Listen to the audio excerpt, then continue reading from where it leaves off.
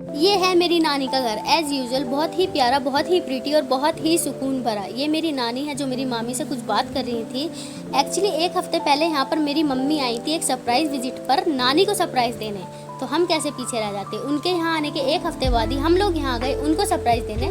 Surprise visit पर हमने भी किसी को नहीं बताया था। देन उसके बाद दोपहर में जब हम लोग खाना पीना खाकर लेटे हुए थे, मैंने नोटिस करा इस छोटे से बच्चे को, जो कि मेरा भतीजा है। किसी ने स्क्रॉल करना सिखा दिया है और ये अब किसी को फ़ोन चलाते देखता है तो बस स्क्रॉल करता है उनके फ़ोन में बैठकर। जिस दिन हम लोग गांव पहुंचे उस दिन सावन का पहला सोमवार था, तो हमने सोचा कि शाम को शिव मंदिर जाया जाए। हमारी नानी ने हमें बहुत समझाया कि अंधेरा होने से पहले घर आ जाना, गाँव है मुझे डर लगता है। लेकिन हम तो ठहरे ढीठ। हम लोग निकल पड़े थे अपनी राह पर खुशियाँ ढूंढने।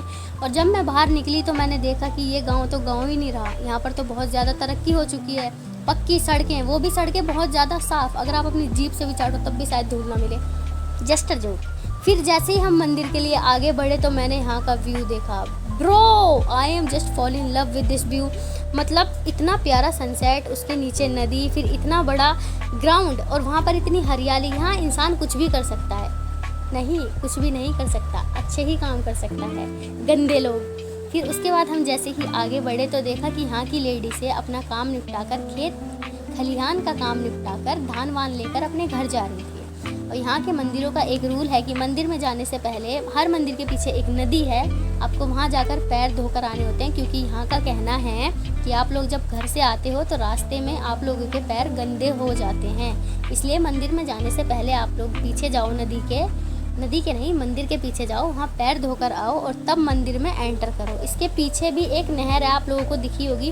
वो नहर नेपाल से आ रही है, क्योंकि हमारी नानी का जो घर है वो इंडिया और नेपाल बॉर्डर पर है। तो इसलिए ये वाली जो नदी थी, नदी नहीं है वो नहर है, वो नहर नेपाल से आ रही थी। मेरी मम्मी ने मुझे बताया। इस जो नदी है इसमें पैर धोने में भी बहुत डर लग रहा था, क्योंकि मेरी मम्मी ने इसके साथ ये भी बताया कि इस नदी में सांप हैं। तो कोई बात नहीं, काट भी लेता तो दुनिया ही काट रही है, क्या हो जाता। मंदिर में जब हम गए तब हमने देखा कि यहाँ पर छोटा बच्चा जो हमारे साथ है वो बहुत चिल्ला रहा है और पंडित जी अंदर पूजा कर रहे हैं। इसलिए मम्मी ने कहा तुम बाबू को लेकर भाड़ी खड़ी रहो, हम लोग पूजा कर कर आते हैं। और फिर वो लोग गए पूजा करने में, बाबू को लेकर भारी खड़ी हुई थी। और यहाँ पर तो ये बहुत ही शांत था, जैसे कितना सीधा बच्चा है। फिर हम घर पर आए, घर पर आकर व्लॉग को एंड करा। Subscribe for more.